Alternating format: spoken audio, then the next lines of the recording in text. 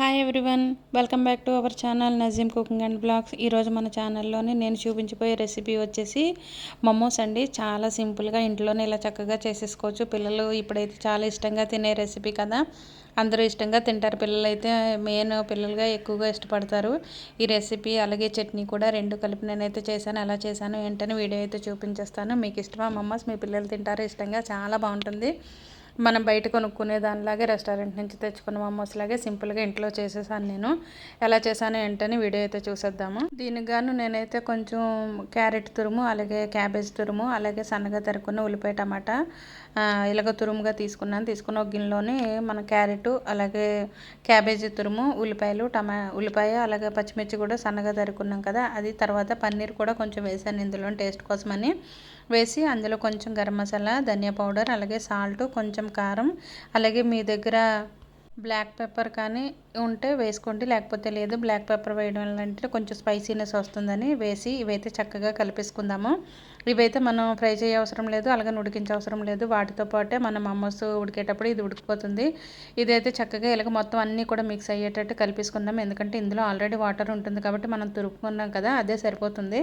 ఇలా వేసిన తర్వాత నేనైతే మైదా అయితే ఇలా కలిపేశాను. మరీ పలచగా ఉండకూడదు, అలానే తిక్కుగా కాకుండా ఇలా కలుపుకుంటే సరిపోతుంది మనకి మైదా అయితే. మైదా కలిపిన తర్వాత ఒక 10 నిమిషాల పాటు అలా పెట్టేసి ఇలాగ రోటీలు చేసుకొని ఇలా చిన్న చిన్న పీసెస్గా కట్ చేసేయండి. ఒక గ్లాస్ కానీ లేకపోతే బాక్స్ క్యాప్ ఉంటుంది కదా, దాంతో ఇలా చేసేస్తే పర్ఫెక్ట్గా రౌండ్ షేప్స్ అయితే వచ్చేస్తాయి కదా.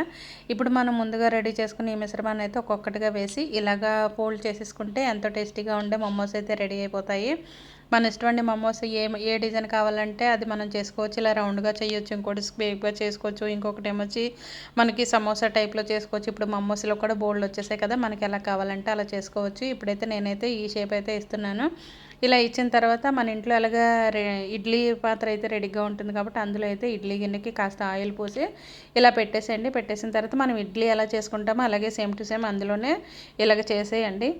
అవైతే పక్కన బాయిల్ అవుతూ ఉడుకుతున్నాయి కదా, ఇప్పుడైతే చట్నీ రెడీ చేసుకుందాము. చూసారా, వాటర్లోని కొంచెం కొత్తిమీర, ఎండుమిర్చి, అలాగే 2 టమాటా వేసి నేను బాయిల్ చేసి తీసి టమాటా తొక్క తీసిన తర్వాత మిక్సీ పెట్టేశాను. పెట్టిన తర్వాత కొంచెం బటర్, కొంచెం ఆయిల్ వేసి పొడవుగా కట్ చేసుకున్న ఆనియన్స్, కొంచెం అల్లం వెల్లుల్లి పేస్ట్, అలాగే నేను మిక్సీ పట్టిన మిశ్రమాన్ని అయితే వేసేసాను ఇందులోని.